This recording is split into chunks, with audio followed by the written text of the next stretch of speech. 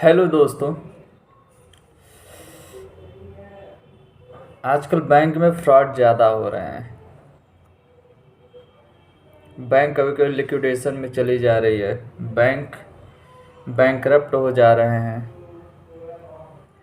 इसी को ध्यान में रखते हुए एक टॉपिक बनाए हैं कि अगर आपका पैसा बैंक में जमा है तो इस सिचुएशन में अगर बैंक का लिक्विडेशन हो जाता है या बैंक कोई फ्रॉड करता है या बैंक बैंकरप्ट हो जाता है तो कितना पैसा आपको मिलेगा। जितना अमाउंट आपने जमा किया है उतना पूरा अमाउंट मिलेगा या कुछ काट के मिलेगा, ये ध्यान में रखिए। इसका भी इंश्योरेंस होता है। जो आप अमाउंट जमा करते हैं उसका भी इंश्योरेंस होता है। इसके लिए भी कानून बना हुआ है जिसे कहते हैं DICGC act, deposit insurance and credit guarantee corporation act. इसके अकॉर्डिंग आपका जो पैसा जमा होता है बैंक में उसका इंश्योरेंस किया जाता है। अब जैसे पिछले दिनों RBL बैंक, यस बैंक काफ़ी चर्चा में था कि इसमें कुछ ना कुछ स्कैम हुए थे, कुछ फ्रॉड हुए थे। इसके कारण जो डिपॉजिटर होते हैं उनके माइंड पे स्ट्रेस बढ़ जाता है। उनको कहीं ना कहीं डर लगता है कि हमारा पैसा डूब ना जाए। तो इस सिचुएशन में इस एक्ट के DICG एक्ट के अकॉर्डिंग आपको अप टू 5 लाख तक इंश्योरेंस आपके डिपॉजिट का किया जाता है। पहले अमाउंट ये था 1 लाख, 1993 में था 30,000, 30,000। इसी के अकॉर्डिंग अब बढ़ा के कर दिया गया है। फाइनेंस मिनिस्टर निर्मला सीतारमण ने इसे बढ़ा के 5 लाख कर दिया है।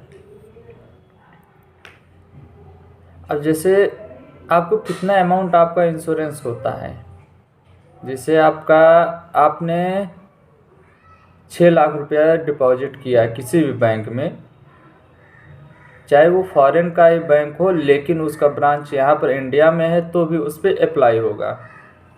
जैसे आपने 6 लाख रुपया डिपॉजिट कर दिया है और बैंक किसी कारण से, फ्रॉड के कारण से या किसी अन्य कारण से, कोई अदर रीज़न हो जिसके कारण से बैंक बंद हो रहा है या कुछ भी बैंकरप्ट हो रहा है,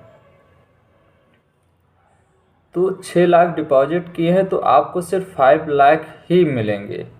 अप टू 5 लाख। 6 लाख आपका 1 लाख घाटे में चला जाएगा। अगर आप 1 करोड़ भी जमा किए हैं तो आपको अप टू 5 लाख रुपए तक ही मिलेंगे। अब ये जो 5 लाख है, 5 लाख इसमें इंक्लूड रहेगा। ये 5 लाख जो है इसमें प्रिंसिपल अमाउंट प्लस इंटरेस्ट दोनों मिला के, ये नहीं कि 5 लाख प्लस इंटरेस्ट, ये प्रिंसिपल अमाउंट प्लस इंटरेस्ट दोनों मिला के 5 लाख रुपए तक आपका इंश्योरेंस रहेगा आपके अमाउंट का जो डिपॉजिट किए रहते हैं। अगर आपका 1 करोड़ रुपया भी जमा है तो सिर्फ आपको 5 लाख ही मिलेंगे। इसीलिए किसी एक बैंक में ही एक अकाउंट नहीं ओपन करना चाहिए। कई बैंक में, अगर कोई एक बैंक डूबता है तो आपको 5 लाख मिलेंगे, दूसरे बैंक से 5 लाख मिलेंगे। इसीलिए एक ही बैंक में सारे अमाउंट नहीं डिपॉजिट करने चाहिए। ये हुआ कि आपका इंश्योरेंस, आपके डिपॉजिट का इंश्योरेंस हो जाता है। इससे थोड़ा सा स्ट्रेस कम हो जाता है डिपॉजिटर पे। लेकिन ये अमाउंट कहीं ना कहीं बहुत कम है। आजकल सारे लोग पैसा बैंक में ही जमा करते हैं, तो इसको इंक्रीज करना चाहिए। क्योंकि कहीं ना कहीं सबको अब इस समय नेशनलाइजेशन जितने बैंकों का हुआ था 1980 में, उसके बाद 1969 में, अब सब धीरे धीरे कहीं ना कहीं प्राइवेटाइजेशन की ओर बढ़ रहे हैं, जिसे कहते हैं डिस इन्वेस्टमेंट। मतलब गवर्नमेंट की कोई भी कंपनी होती है वो जब कन्वर्ट हो जाती है प्राइवेटाइजेशन यानी प्राइवेट के हाथ में जाती है, उसे कहते हैं डिस इन्वेस्टमेंट। तो कहीं ना कहीं सबके अंदर एक डर सा लगा रहता है कि अगर बैंक डूब जाए।